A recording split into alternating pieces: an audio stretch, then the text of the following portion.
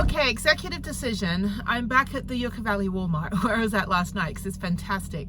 I forgot, well I didn't forget, I just kind of erased it from my mind, but you can't park in a camper van overnight in most of Los Angeles now. This means that the Walmarts don't allow it. The Cracker Barrels are way out of the way. And I'm like, wait, I don't have to go into West LA. The only reason I was going to go to the West LA VA is because I would have gone to see Jeff in the Hollywood hospital, and then I could pop down to West LA, which is like, you know, a couple miles away, but like an hour's drive, right? It's like 5 miles away, but it takes like an hour. And then I realized that there is a VA hospital like 65 miles from here in, was it Loma Linda? So he's registered in the La Jolla VA, which is down in San Diego, because that's where he was in the hospital originally, and that's where I registered him. But the Loma Linda VA hospital was my original hospital when I got out of the military 20 years ago, which just blows my mind that it was like, oh my God, 20 years that I was in the military. Actually, 20 years ago, like, yeah. So when I got out of the military, that was where I went through my like VA intake, and that was my VA hospital when I lived in Palm Springs. That was the closest one. Then I got transferred to West LA when I moved to Long Beach, because I didn't want to go to Long Beach VA. I went to the West, for some reason I was in the West LA VA. I know why, because I never used the VA really until like around like 2009 or 2010, and well 2009 for some stuff, and then 2010 when I had like this weird ear infection. So I went to the ER because I was working in Santa Monica. I went to the ER in West LA, and that's where they gave me my VHIC card. Like for some reason I never had one, or it was a new thing. I don't know what it was, but anyway, so that was back in like 2010, I think. And then when I had my daughter in 2012, I just had it through the West LA VA, so that was my VA hospital. And it was great, it's fantastic, because I lived in Santa Monica, so it was just like right there. But I'm thinking, I'm like, why do I have to drive 120 miles, waste all of that gas? You know, I went through all of Joshua Tree. It's not, LA's not very big. Joshua Tree wasn't that big. It was about 30 miles that I drove the entire day, maybe 40 miles. But like I'm on 143 miles left in the tank. So yeah, I drove maybe like 40 or 50 miles today. But why am I going to waste 120 miles to go into the fire zone where I'm just going to be an extra person that doesn't need to be there? Go to the West LA VA where he's not registered. Like, I don't need to. What I need to do is just go to the Loma Linda VA out in Loma Linda, which is on the way to LA from Palm Springs. So it's 60 miles from Yucca Valley. So it's not very far. Go out there. I don't think I'm going to go into LA at all. I don't think I need to. I don't want to. It's too heartbreaking. The fires are too much, and there's no. And the thing is, there's nowhere to park. You're not allowed to park in Los Angeles if you're in a camper van, like more than 7 feet tall and more than 22 feet long. So I'm less than 22 feet. I'm like 15 feet long, but I'm, you know, almost 10 feet tall, maybe 9.5 feet tall. So I would get, which is weird because I'm just a regular plumber's van. So if a regular plumber's van was parked on the street, like you can't park a regular van, like a high roof van on the street in LA. And I had this issue, I did a whole video on it 2 years ago, the whole issue of where do I park. So I could go all the way to the coast, to Marina Del Rey, pay $10 a night to park at the boat dock. Again, I have no reason to be down there. What am I gonna do, go rollerblade in the smoke? Like, no, I mean, it's too devastating. There's too much going on, I don't need to be down there.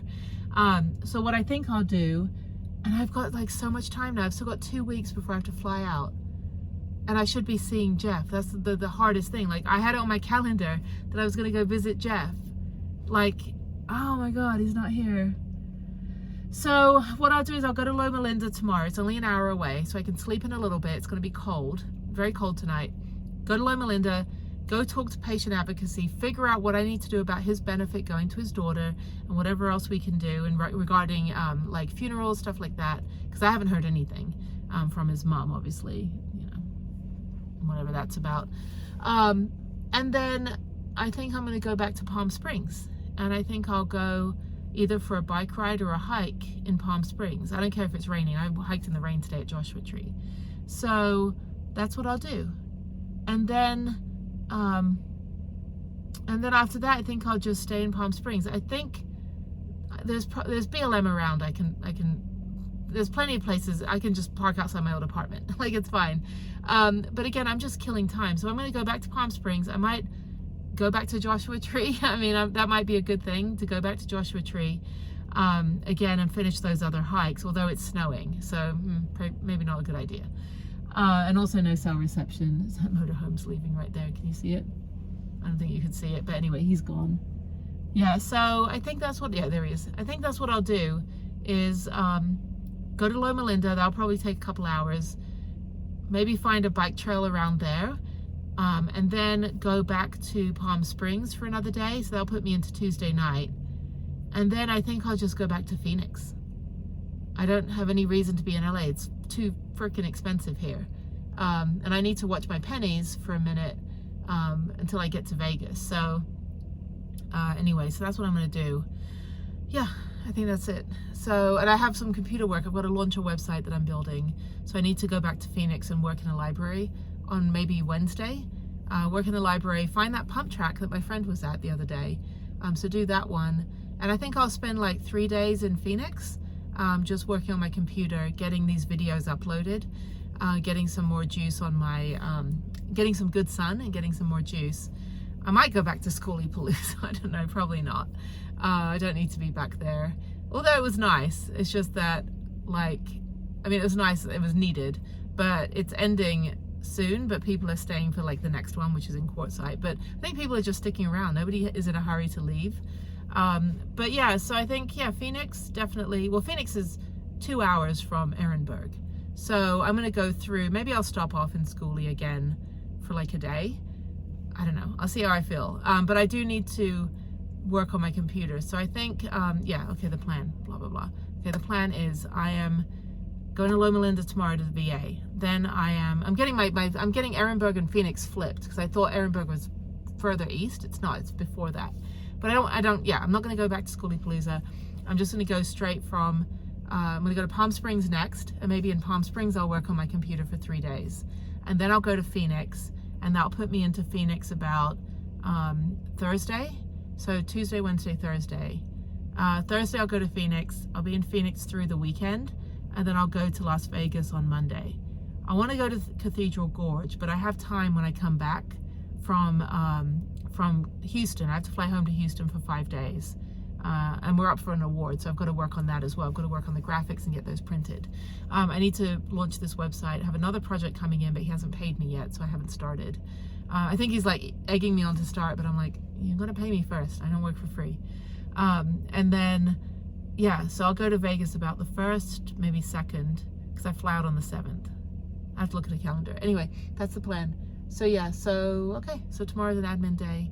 And back at the Yucca Valley Walmart, which is fantastic. So I'm going to work on my computer now. I've got to number and reorder all of the videos from the last couple days. I've done 3 videos already, but I can't upload them. For some reason, my Wi-Fi is shit out here on the wireless modem. I'm going to try again. If I can get them uploaded, that's fine. I've got enough juice for now. That's good. I'm just going to kind of sit here with the heat on and then go to bed early, get up early, go to Loma Linda for 8 o'clock, and then come back here. I'll go back to Palm Springs. Logistics. Okay, I gotta go. Bye. That's too funny. The car in front of me has snow all over the top of it. All right, so I am heading to Loma Linda. I need to take care of some things with Jeff regarding his body and will. So I'm adulting today. I've got to go to the VA hospital as well. I'll elaborate more, but basically his mother forged a bunch of like end-of-life documents and took control, prevented us from seeing him before he died, and now it's a shit show. We should be grieving, and we're running around trying to figure this probate stuff out. So since I'm here in California just for like a day or 2 more because it's too expensive, I'm glad to have my uterus back from Texas. You know, now that I'm in California, I've got rights to it, but they just took my kidneys at the gas station. Either way, I'm just going to drive about an hour from Joshua Tree down to Loma Linda and go take care of this at the VA. Yeah, I should be grieving and crying and remembering all the good times, which I am here and there, but I'm just fucking angry about this horrible excuse of a mother who thinks that she can get her grubby hands on everything as she's been trying to do since he was 18. So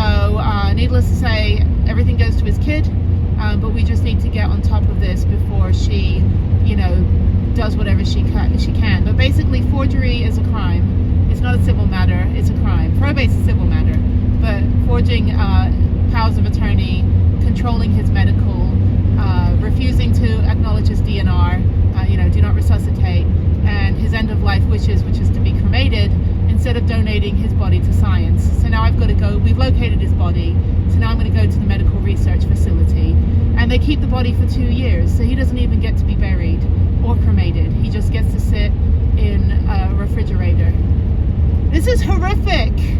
This is fucking horrific. Oh my god. Okay, let me drive like an hour, and I'm just horrified. But I'm glad I'm here. I'm glad I've got the van and that I can do this, because everyone else is working. It's a Tuesday. Everyone's working. No, I don't know what day it is.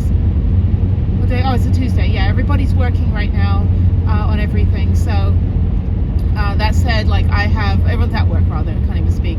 That said, I have the time and I have the transport and the ability. Plus I'm a veteran, so I can get into the VA and talk to the right people, which a civilian generally can't. She can't just walk in and just start, you know, running her mouth. She's tried and they've kicked her out. Anyway, okay, so let me take care of this. Oh, I just want to give him a hug, and I need closure, and that's not going to happen until we get this sorted. So wish me luck.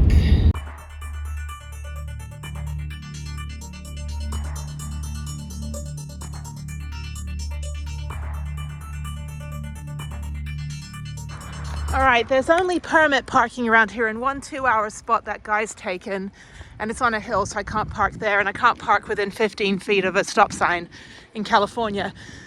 So I'm walking 0.3 miles. I parked at the Loma Linda Inn. The guy was so nice. I forgot his name, I'm sorry.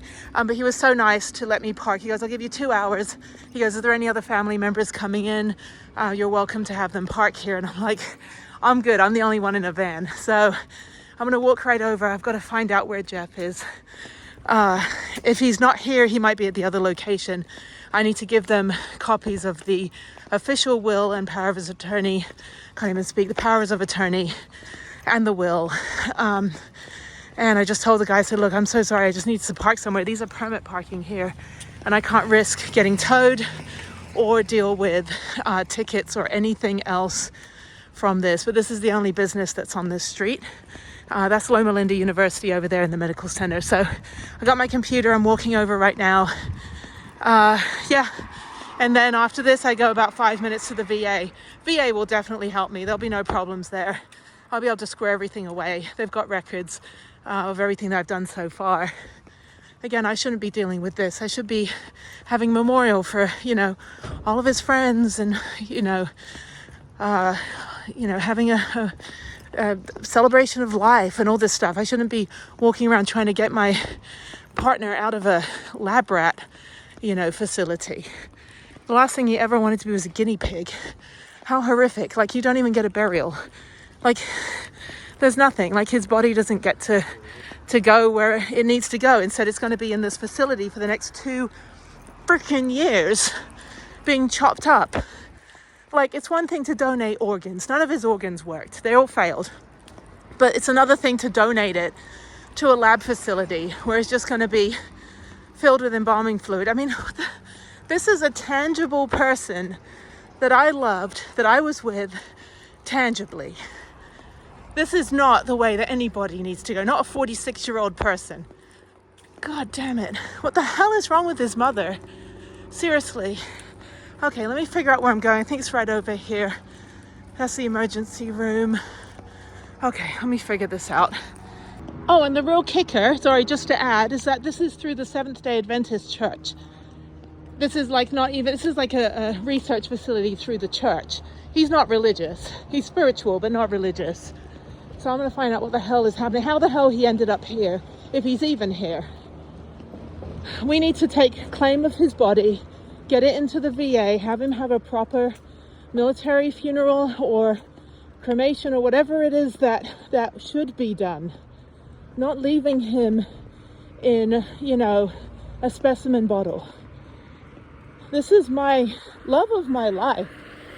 This is Jeff. Like, that's it. Like, one is like, one name. Jeff. My Jeff. I'm not going to let him go this way. Okay, so I can't get into the Bodies for Science building without a badge. And the 2 students I talked to, residents, said they can't let me in. Obviously, that's fine. So I'm at the main hospital, the medical center. I just ran up the hill. I need the restroom, and I need to find just an administrator who can talk to me and get this squared away at least.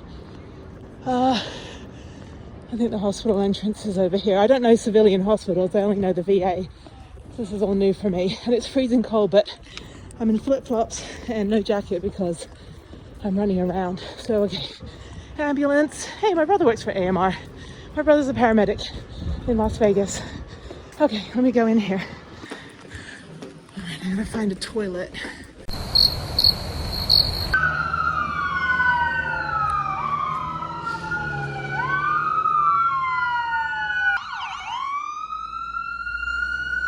All right, thank you, Loma Linda Inn, for letting me park here. I fixed everything. I swear, I can save the world. When my adrenaline kicks in, my inner Scorpio and my Britishness.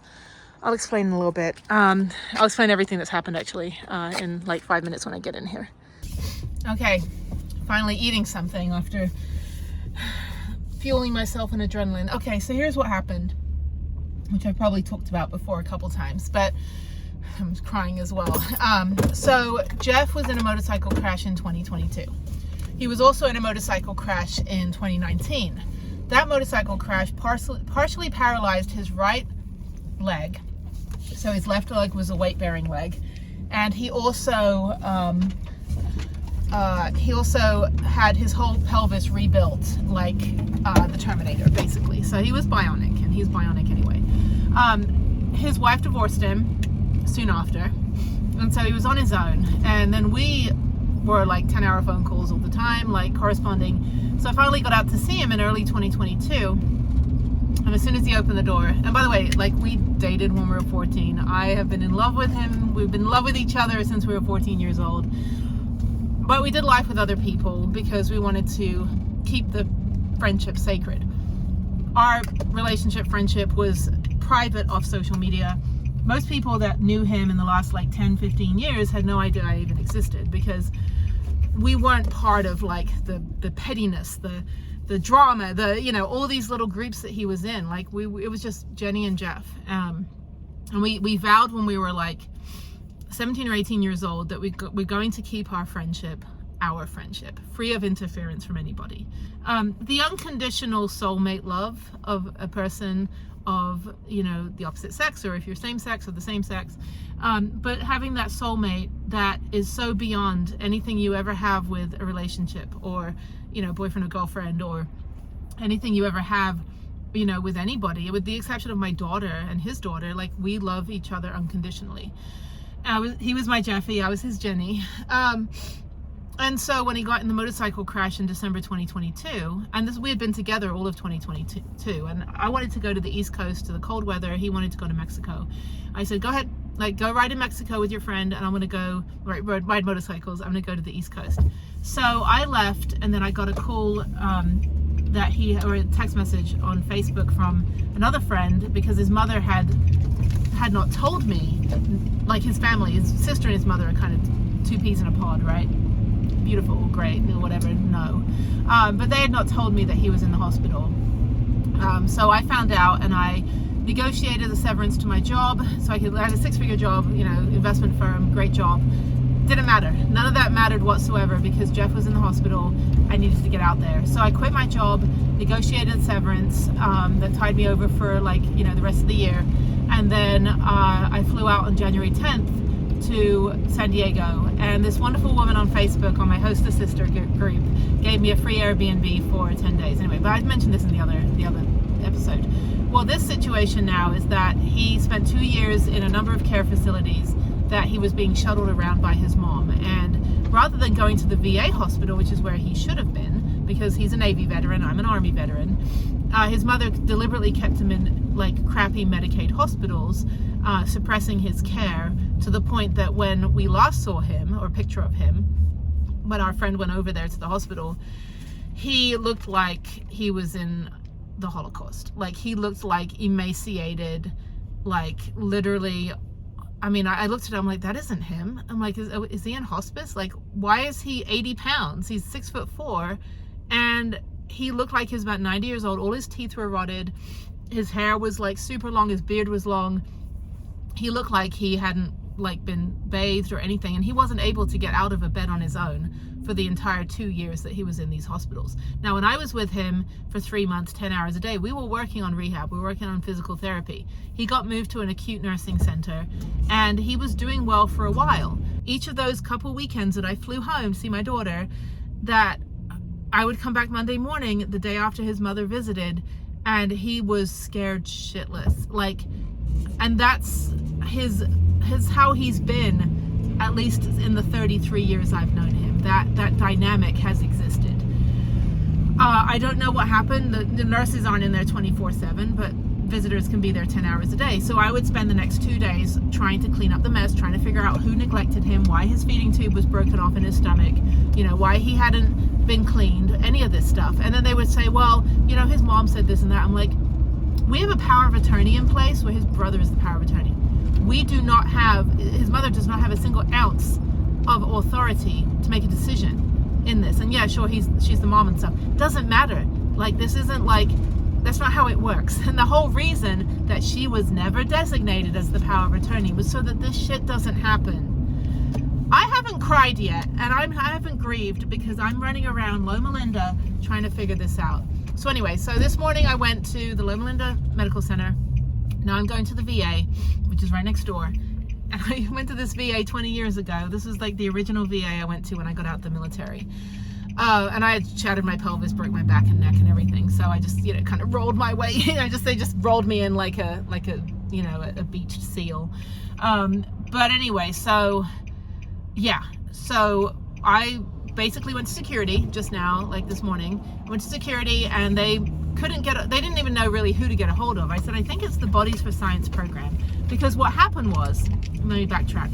A week ago Friday, so about 10 days ago, Jeff had a blood clot in his lungs. He ended up with pneumonia. He had blood clot in his lungs, ended up with pneumonia, and was basically in the ICU again and unresponsive. So a week ago Sunday, we said our goodbyes to him, and I was like, this is bullshit. I was like, Jeff, wake up. Like, Jeff, wake the hell up. I'm not saying goodbye. So they were going to pull the plug a week ago Sunday. They ended up keeping him on life support for another like 4 days until Thursday. And then finally Thursday, he had no brain function and limited oxygen. And then they decided, well, his mother decided to pull the plug. Now, keep in mind, where am I going? Okay, keep in mind that he had a DNR in place, do not resuscitate. That DNR was in place since 2016. So that DNR, parking lot for visitors, let me go in here. So that DNR was in place, and he, it was ignored by the hospital, and it was hidden by his mother. His mother created a fake power of attorney, and that power of attorney was not, it's basically forgery and fraud. The only power of attorney that was in place was the one also from 2016 that designated his brother. So we find this out. She shows up the day on Sunday where he is unresponsive, and she shows up with this notarized signed power of attorney that she created with her friends to gain access to his medical care. None of that's legal. Certainly not legal in the state of California, Texas. In Texas, they'd be going ballistic right now. So anyway, sorry, my nose is running, so I was crying. So the hospital refuses to let his brother make a medical decision, and they refuse to let his brother and his stepmom come in and visit Jeff on Monday, when Jeff was, you know, back. He was on the upswing a little bit, but he was still alive, and you know, his brother and his stepmom drove from Vegas to go see him. Meanwhile, I'm driving 22 hours from Texas to California. And all the while I'm getting these messages like, they're not letting me in the hospital, his brother not letting me in the hospital, they're refusing to accept my power of attorney, they're saying that his mom's power of attorney was the most recent, therefore it's valid. And I'm like, that's not how it works. You can't just have every, you know, family member show up on the last day, all holding a power of attorney. Oh, mine's more recent, mine was made 5 minutes ago, I want control of everything. That's not how this works. Like, the only person that can designate another power of attorney is the principal, which is his brother. And his brother can step down, sign it over, like the ex-wife did in 2023. She's like, I'll sign it over to the brother. Or you can add additional powers of attorney, but you can't have parallel documents. It's forgery, fraud, medical malpractice, you name it. It's everything wrong. So, and I'm just the boots on the ground liaison, you know, love of his life. Like I'm here and physically running around with, you know, unleashing the mama bear British Scorpio girl in me to get shit done. So, because you can send all the emails in the world, all the phone calls, and everyone will just ignore it. But if you go in person and you're like, look, like this is the law and this is what's legal. So anyway, so Jeff passed away Thursday, and we didn't know what was happening. We heard nothing. His mom didn't even let any of us know. I heard through his brother, who heard through his sister. And then I come to find out this morning, it is Tuesday morning. Now it's been like, you know, Thursday, Friday, Saturday, Sunday, Monday, Tuesday. It's 5 days since he passed away. I find out that he's now been moved from the Hollywood Hospital, the Skid Row Hospital on Sunset Boulevard, into Loma Linda Medical Center Bodies for Science program. Basically, his mother, because she didn't want to pay for a funeral, even though he's a veteran, it can get assistance for funerals. She didn't want to pay for a funeral because she's all about money. Like, she wanted like $5,000 from his bank account right when he got in the motorcycle crash, and demanded access to his bank, and we had that on lockdown. We had everything on lockdown. She called the hospital like 10 times a day asking how much fentanyl he was taking, how much, you know, medication, and she got banned from calling more than once a day. And every time she visited, the next day when I'd get there after that weekend, he was a completely different person. He was terrified of something, you know, he wasn't the on the upswing guy on a Friday. He was, you know, shut down, like fetal position, like didn't want to talk to anyone. You figure she's in that room all day on Sunday. And she screamed at me, she called me names, she slandered everybody, she threatened to sue the hospital, she told everyone at the Skid Row Hospital on Thursday, like, you know, you killed my son, you know, basically setting up a lawsuit. But none of that's legal. All of that is highly illegal in the state of California. It's actually a felony. It's a crime. It's not just a civil matter. Probate civil, but creating your own power of attorney and interfering and all of this stuff that she's been doing. Forgery, it's basically forgery, and it's completely illegal, and we will figure that side out later. Right now we need to get his body repatriated so that we can have a proper burial. So now I'm down here in Loma Linda. I went to the civilian hospital, the medical center, and I spoke to the doctor in charge. They called me back and I said, look, I said, here's the deal.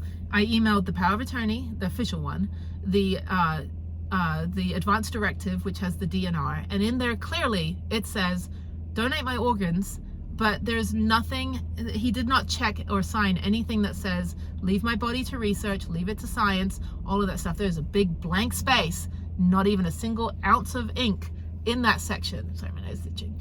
In that section.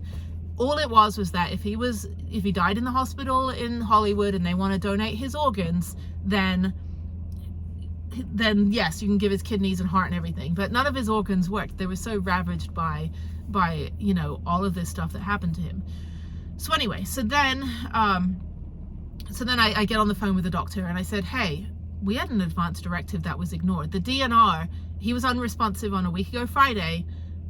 He should not have been resuscitated. And the hospital in Hollywood was like, well, when we bring people in, we didn't have a DNR on file, so therefore we resuscitate. I'm like, yeah, but when we did try to give you, and he relapsed twice after that, and then was no brain function, and you kept him alive? No, that's fucking medical malpractice. Like, you cannot ignore an advance directive. The whole point of having an advance directive is so that this kind of stuff doesn't happen. So then on top of that, he gets transported, you know, 70 miles to this Loma Linda Medical Center, you know. And so when I talked to the doctor, he said, okay, let me get this clear. The mother has zero rights to make a decision about anything. I said, that is true. Second, the brother is the power of attorney. That is true. Third, there's a DNR in there, an advance directive that says, do not leave my body to science. That is true. And then he said, okay, as of right now, and he couldn't confirm Jeff was there, but I could infer he was, because he goes, okay, as of right now, everything with Jeff is stopped. And I said, well, is he here? And he goes, I can't technically tell you that, but just know that we're going to forward everything to the legal department. We're going to review everything. And I said, okay, and then he goes, then we're going to call the brother and talk with the brother. I said, good. That is all I want.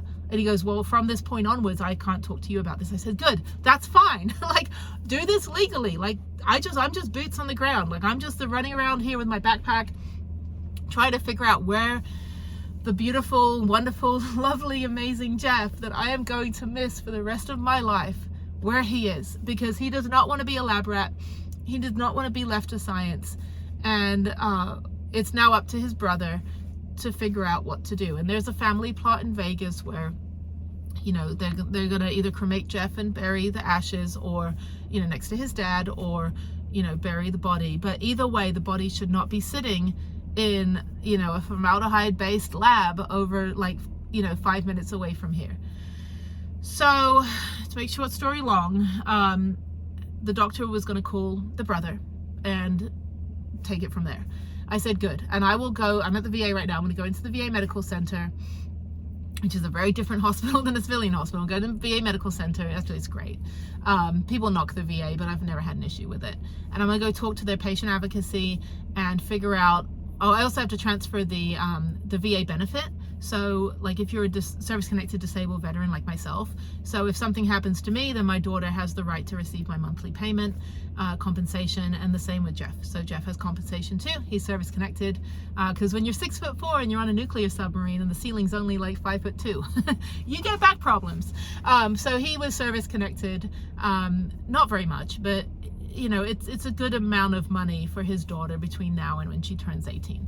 So so I got to get that sorted to transfer that over and like get everything in place, and maybe talk, you know, maybe see if they can assist with, you know, funeral, at least transportation of the body, that kind of stuff. But repatriating Jeff from the lab and having a dignified burial, because he did not have a dignified death. He didn't have any of us around him. He was just in some Skid Row hospital. It's the worst way to go after everything he went through for 2 years. And he's such a beautiful soul. And I had no idea until like a week and a half ago that any of this was happening. I was planning on seeing him this week. I was like, I'm going to mosey on down. I'm going to go take my time to drive to Texas. I got through California. I got 3 weeks from Texas before I have to be back. And even on the calendar for this week, it says visit Jeff. But I rushed to get down there and we were denied entry. So that said, at least I can figure out the afterlife stuff to at least keep him dignified, because if he's in that lab for 2 years, the body isn't turned over for funeral for 2 years. All right, sorry, I had like 1,000 phone calls come in. Okay, so I need to go in the VA right now and go figure out if they can help me. It's the decedent services for deceased veterans, and they should be able to help give me some direction on getting some funeral services, assistance, and transport of the body, which is only 5 minutes away. I'm going to try to figure out if we can get Jeff moved over to the morgue here, and that way we can go ahead and get that, you know, get the transition a little bit smoother to get him moved to where he'll be, you know, his final resting place. And the third thing, the veterans benefit, I don't think there's anyone in here that can help. I think I have to contact another department, but that's like secondary to just figuring out how to get Jeff, you know, out of the lab and, you know, have some dignity. So yeah, so let me go in here. This is actually, you know, state-of-the-art hospital. This is my first hospital when I got out of the army with my disability. I remember not being able to walk, and I think I was in they had to get a wheelchair for me, but I had to come in here for my initial physical after that. So, oh, they have a whole pharmacy building. This is like, yeah, my friend was saying this is a blue zone, and that this is one, you know, blue zone's part of the world where they have the longest life expectancy. So Okinawa and also Loma Linda, California. So just the lifestyle and the medical facilities, the access to medical care. But yeah, anytime you have a teaching hospital, it tends to be a lot better because you've got, you know, lots of people really knowing their shit. I worked in Hollywood for a couple of years. I could not make this up. Okay, so I finally ate something after like not eating all morning. It's now almost 2 o'clock. It is 2 o'clock in the afternoon. So anyway, I've got the, I did got my flu shot. So that's the yellow piece of paper. Toss that over there. I got the notice of evidence necessary to substantiate a claim for burial benefits. So the VA will reimburse burial benefits. We now have the contact from the lab to get Jeff out of there. Nobody will assist in actually like physically getting him there. We'll have to coordinate with funeral homes and stuff like that, which is fine. We can all pitch in and then we'll get reimbursed. And then also the application for his daughter to get the survivor's pension, which she would qualify for. So anyway, oh, hang on. His brother's calling me. All right, it's now the evening. It's 5:30. I'm leaving my clock on Arizona time for now, which I think is the same. No, I think I gained an hour. I don't know. Yeah, so I was interrupted earlier because everybody was calling and I was getting all these calls. So I spoke to the San Diego La Jolla VA. They called me to talk with me about our options. Then I got an update from his brother, and then I talked to our other friend, and then I went into the VA hospital and talked with them. So I got the paperwork for the disability pension to be transferred. It's a little bit more complicated. You need like 12 copies of the death certificate. So I don't have any of that paperwork. I don't even have his like DD-214 military separation papers. Those are all packed away in Houston, and I don't have a copy of his birth certificate. So those are the three things that you need in order to file for the pension to be sent to like the child, for example. So since he's divorced, it wouldn't go to the ex-wife, which is good. It'll go to the child. Anyway, so the next thing, oh, there's fires over here. Holy crap. Yeah, I'm on the 10 right now driving. There's the Eaton fire. Holy crap, people. It's just like a plume of smoke over there. Yeah, I'm getting out. I'm going back to La Quinta, which is out past Palm Springs. So I'm going back out there, and I'll be in Palm Springs for a few days. Just kind of chilling till I can figure out what to do next. So anyway, so we had progress. We did talk to the head of the entire, like, Bodies for Science school. We did talk to the VA. I went in and talked to the decedent services, which I always thought was decadent services, and I was like, oh, they got some like chocolate ganache cake and lobster in there. No, it's the decedent. And he was very, very, very helpful. He was just in shock when I told him. I said, yeah, like invasion of the body snatchers. Like his mother illegally disregarded the DNR, illegally donated his body to science, where he would remain for 2 years before we even have access to bury him properly. Like, who the hell does that? Like, what sick and twisted person would think any of that's okay? What his kid doesn't get a funeral? Like, I don't understand what goes through that woman's head. This is like Jeff. This is Jeff, my Jeff, our Jeff, not her Jeff. Like, I think you pretty much lose your whole, like, mom card when you do shit like this. Like, this isn't cool. Anyway, but I got everything sorted. Now we just have to wait for the university legal department. And it sounded like stuff like this happens all the time, where people show up on the last minute, 11th hour with their own power of attorney, and bodies get sent there all the time that should have been cremated, that were not legally allowed to be donated to science. I mean, they have a whole legal department for it. I mean, clearly stuff like this is happening. Unfortunately, it's happening to us. So the bottom line is that I think we got progress. We're just waiting till tomorrow to get news that they can release the body to us, because he should never ever have been prolonged. He should never have been sent to medical science. All that he checked was donate my organs, as in like donate my heart, and within like the time period, the 24 hours that you have to donate your organs. And as I'm standing in the courtyard of this medical center, there's doctors walking by with coolers, and I'm like, oh, there's a heart in there. There's a live beaten body part. But it was so surreal to be in the same building he's in, knowing that he's on like a few floors up. And of course he's a biohazard, so now I can't see him or have any closure in that regard. But I got to be in the same building. That was the closest I've been to him in quite a while. And it was really, I don't know, it's one step closer to having closure on this whole nightmare completely.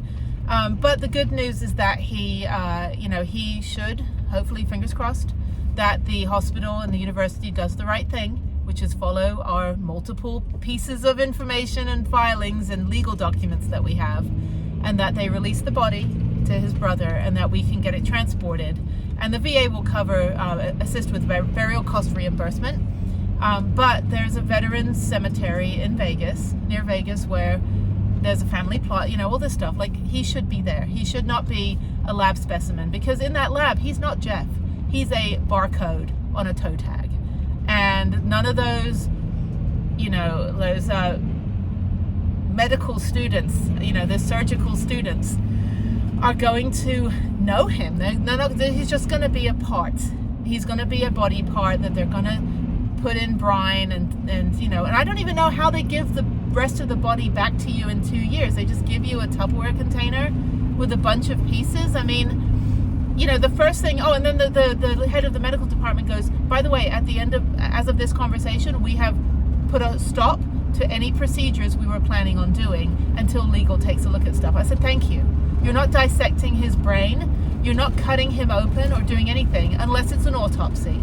And nobody ordered an autopsy. So we don't have a cause of death right now as of this moment, just basically natural causes. There's nothing natural whatsoever about everything he went through. So at least right now I can sleep tonight knowing that we've gotten progress and that we've alerted everybody, and that, within 6 days of him passing away, we managed to put a stay on, because I thought I had to go to a lawyer to get a stay. And I didn't know he was I had no idea where he was till this morning. So now we have a stay on anything that they were going to do in that university facility. We're going to get the legal department to review everything, which is a ton of absolutely legal paperwork, including a hospital letter that says as of January 2023, he was not of capacity to make his own medical decisions. Anything that his mom had signed after that is fraudulent, first of all. It's forging a power of attorney. And he had no mental capacity to make any decision after that letter was issued. Even when he had a good day in the hospital, when he was like, I can sit up and I can eat and I can talk about motorcycles and I can, laugh at jokes a little bit. It doesn't matter. That still doesn't mean he's got the mental capacity to make a medical decision. His brother was still the one in charge. But of course his mother overstepped that, and that's why we're in this situation. And then she illegally donated his body to science, which I can't even fathom how that decision is made. I mean, what part of, you really want your kid to be a lab specimen? I mean, dissected, and he was already mangled enough from all the surgeries and the medical intervention in the hospital. You want to continue that? And then I found out that his last hour was not peaceful. It was not peaceful, and he wasn't surrounded by anybody.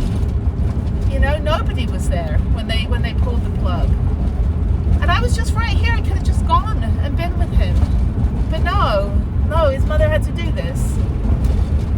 I can't even believe this. As if the whole drama of everything was bad enough. Sorry, I'm on a very bumpy road right now, but as if that was bad enough, this is how it's going to be after.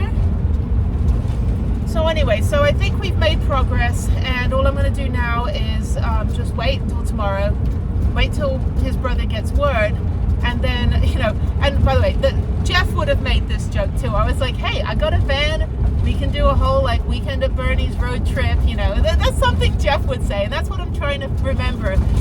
His brother and I were talking about, we're just trying to remember funny things he would have said, kind of sick and twisted humor that he had sometimes. But he would be like, shit, we go on a road trip, I'll take him to Vegas. We don't even need medical transport. I'll take him, we'll go on a trip.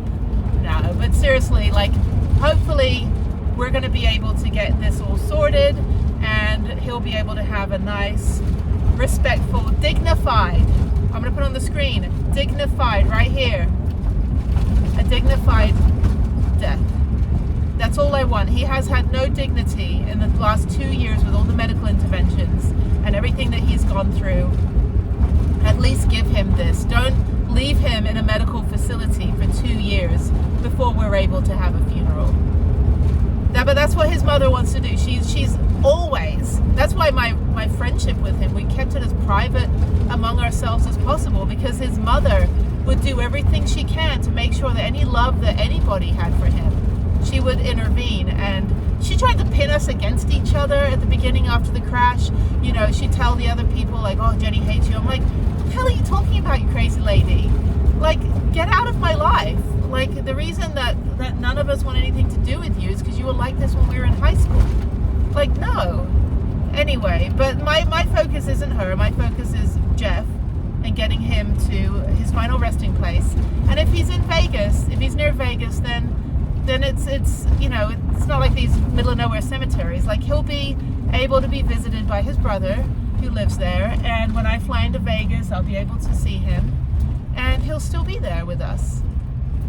But geez, what? I mean, 46 years old. What a horrible way to go, and a horrible afterlife. I'm never donating my body to science, ever. I mean, I know that my brain is like phenomenal, and I think, you know, the scientific world could learn a lot from my IQ. No, but I'll donate my organs, but I'm not going to donate my body to a laboratory. And for this reason, because I had no idea they keep it so long. 2 years before you're able to have a funeral with the body. And if you're religious, like some religions, you have to bury the body within 24 hours. So of course there's a limit on how many bodies are actually given to this facility, because you eliminate the religious side of it, and then you're left with homeless people, undocumented, not undocumented, but like unidentified homeless people, and Jeff. So, but yeah, once I, you know, alerted the school, and the head of the entire school is the one that the doctor himself called me and said, yeah, this happens more often than you believe. And I'm like, no, I believe it happens more often. I mean, you know, the people just, family members donate to science to avoid an autopsy. Maybe, you know, what if there's murders and they're like, oh, I can easily get rid of the body by donating it to science, because, you know, I don't think you necessarily have to have a death certificate or anything like that. You just donate it. You have apparently, from what I heard, you have the university come pick them up from the hospital, and that's it. And then you're done. And apparently she didn't even let his sister be in the same room as him alone after he died, because she was so adamant about getting the body out of there and getting it to the university. But we found out, we did some sleuthing, and we found out where he was, and this morning I drove down there. So fingers crossed tomorrow we get word that we can take him out and get him transported to the funeral home in Las Vegas, and then we'll take it from there, and we'll have a nice celebration of life, the way that he would have wanted and the way that he deserves.